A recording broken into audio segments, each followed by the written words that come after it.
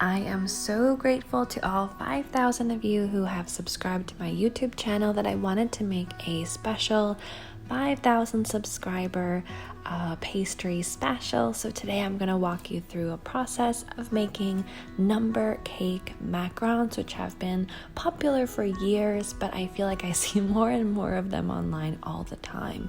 And I'm making the number 5,000. So I first got this huge cake board, and then I printed off different sizes of numbers just to make sure I'm going to fit everything on my cake board here. The first numbers I printed off barely fit on there, so I ended up making them a little bit smaller, as you'll see here.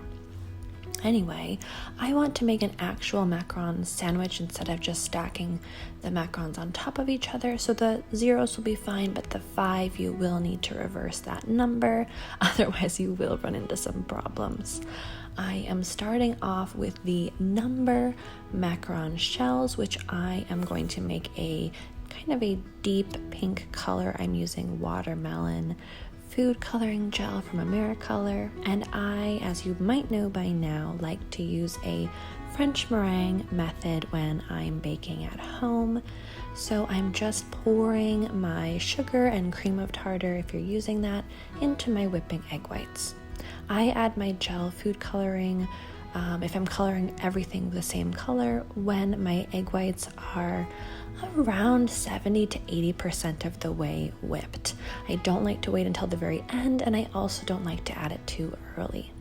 I'm now going to show you my process for folding in the dry ingredients, the almond flour and the powdered sugar. I like to add those dry ingredients in a couple of additions. Usually I do about 3 stirring in between. In this beginning part, you don't have to worry too much about the extent to which you're deflating your meringue. You're really mostly just focused on getting the dry ingredients incorporated into the meringue. If you dumped all the dry ingredients in there at once, it might be a little bit more challenging to remove all of the pockets of ingredients, and you might end up deflating the meringue more than you want right away, which is why adding in the dry ingredients a little bit more slowly and carefully is a good idea. After you get all of those ingredients incorporated, I will show you here the batter will still be quite stiff, and that is when we'll begin the macaronage process. I haven't sped this part up at all, so what you do see is me in real time. This is how long it takes to finish this macaronage process.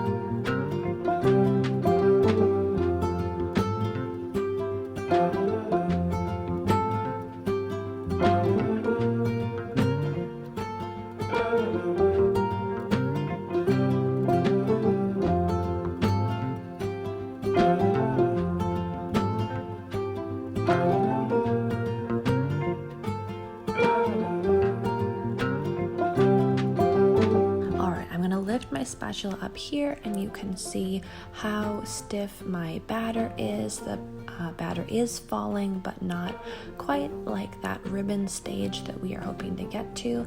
So now that all my ingredients are in the same bowl, I am folding much more intentionally. I'm scraping my spatula around the sides of my bowl and then kind of folding through the center.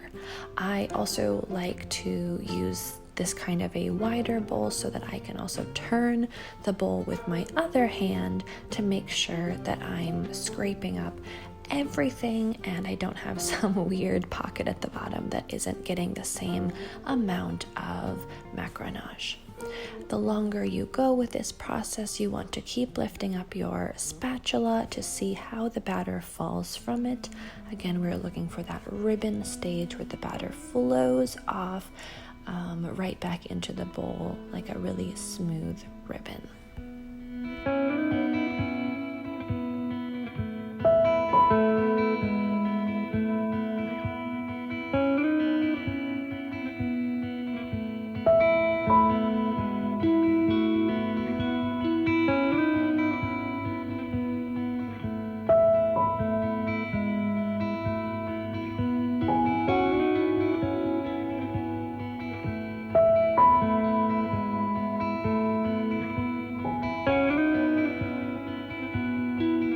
The batter is ready, it's time to pipe our numbers. I'm going to pipe 2 of each of the numbers I'll need. I'm starting with the 5 here, as I mentioned, because I'm actually sandwiching and not just stacking. I did have to pipe the 5, a backwards 5 as well as a regular 5. For these numbers, I'm starting just with that outline, and then I'm going to go through into the center. If I was making a macaron cake where you could actually see the piping lines, I would be letting the batter fall a lot more cleanly. I would be a lot more worried about what this is looking like, but I'm going to be piping cream over the top of my macaron shell, so nobody will see this. So it really does not matter if you have some lumps or it doesn't look exactly perfect, that will be covered up. Okay, so then I went in and made 6 zeros so that I could have my 5,000 number there. And then I let these dry at room temperature here for about a half an hour before I started baking, just to make sure that that skin formed really nicely. While those were baking, I made a really quick and simple strawberry jam, just with strawberries and sugar. And after that boiled for quite some time, I emulsified it with an immersion blender and continued cooking until I had a really thick, beautiful jam and all the liquid had cooked off.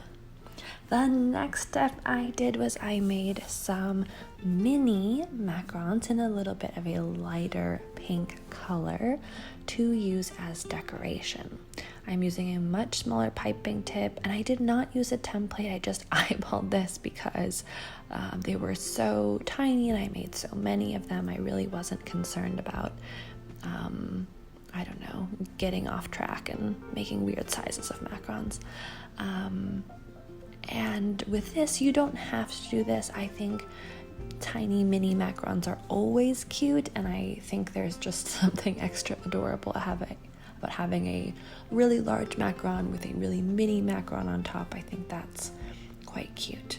So as I mentioned, I chose a little bit of a lighter pink here for this shell, and then after I tap this tray, I'm going to add 2 different colors of sugar that I colored using a pink and a gold luster dust, edible luster dust.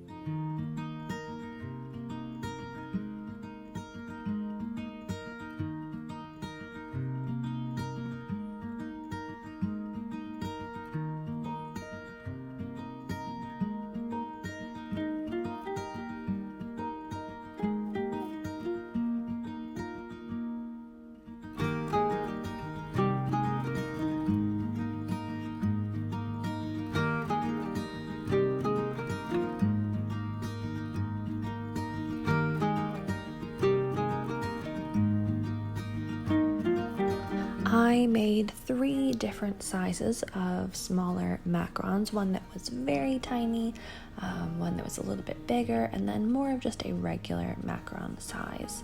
I filled this with just a strawberry white chocolate ganache. That recipe I'm still kind of working on. It still can be a bit temperamental. So I did not show that process quite yet. I hope to be sharing it with you soon.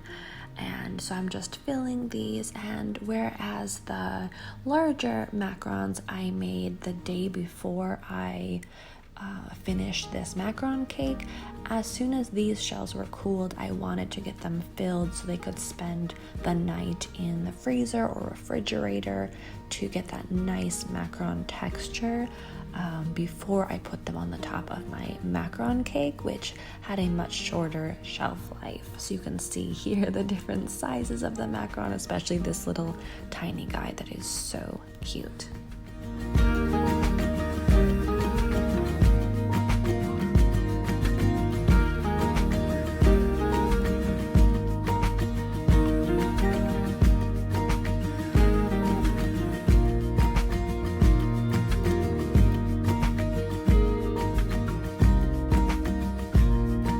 One of the most important elements of this cake is the whipped chocolate cream that I'm putting on as the filling and on the top of the macaron cake. I'm starting by heating some cream, which I will add some gelatin to stabilize a bit before continuing like a ganache and pouring this heated cream with gelatin over some white chocolate. Once that is all stirred and emulsified at this point, you could use a whisk or an immersion blender, I guess, depending on the amount you're making. You can make that decision. And then I added the zest of about 1 lemon just to add a ton of brightness into this whipped ganache. Because of the amount of cream that is going into this macaron cake or any macaron cake, there's quite a bit of it, and so you want to make sure that it is A, something very delicious, and B, something that is pretty light, which is why I'm making a whipped ganache. After you have that ganache base, you add a ton of cream, so it's a little bit more like a whipped cream kind of consistency or a mascarpone cream consistency rather than like a buttercream or something like that. That would be really heavy and you would not want to eat a lot of it. Alright, so I have all of the things I will need to finish my macaron cake. It is the next day. I have a bunch of beautiful flowers here that I got at the store.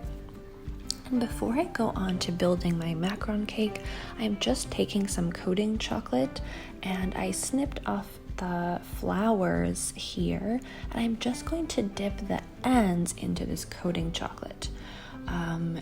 If you are using edible flowers, this absolutely will not matter, but for other flowers, just to make sure that you're making them food safe and not just having flour goo leaking into your cake, you definitely want to wrap the stem. So if you want to use floral tape or a bit of plastic wrap or all of the above, that's great. I think something really easy and quick, especially for something like this, is just dipping in chocolate. Make sure not to heat up too much chocolate or coating chocolate because you do not want to use this for anything else once the flowers have been dipped into it. Alright, well, those flowers and the chocolate on them is hardening. I'm going back into my whipped ganache here and just giving that a nice whip in my KitchenAid. I am just using my whisk attachment here, as you can see, and just whipping it until a nice medium to stiff peak has formed. I'm using a little bit of that cream on the bottom of each of my large macaron shells just to stick them to this cake board. The absolute worst thing would be if you go to all this hard work to create this cake and then after everything is set, your macaron slips off of the cake board. So make sure those are really secure. Now I am going to pipe the cream, and as you see here, I'm piping large bulbs around the outside first, and then I'll go in through the inside.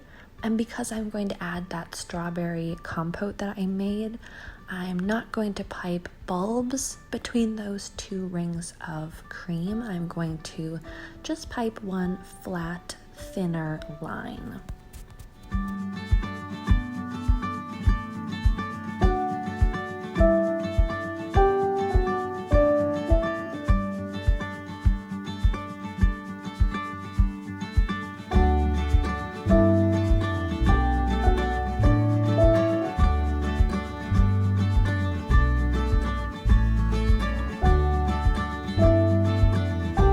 Depending on how you want the final look of your macaron cake to be, you could absolutely use a much smaller tip, you could use a star tip, you could use a French star tip. You have so many options here, and I think that's one great thing about large macaron cakes like this, is that you can get so unique or individual, really create something really special and to whatever you or maybe your customers might want. So I put that strawberry compote right in the center there, as you can see, and the bulbs of cream are kind of helping to hold in any juices that might slide out. I am then sandwiching the other side of my macaron shell right onto the top and pressing just lightly. Again, we don't want things sliding anywhere, but we also don't want to squish it so much that any of that really light cream will come out. Okay, with some cakes, especially buttercream cakes, we might want to set things in the refrigerator before we move on to piping things, but this is just a stacked macaron with some cream, so I'm just diving right in and doing basically the same thing on the top of the cake. And this is why I told you that any lines or patterns or anything, like, don't put too much effort into that because no one will see it. And this is why there's cream all over the top. So I'm just piping again, this time 3 rows of the bulbs of cream instead of that line in between the two.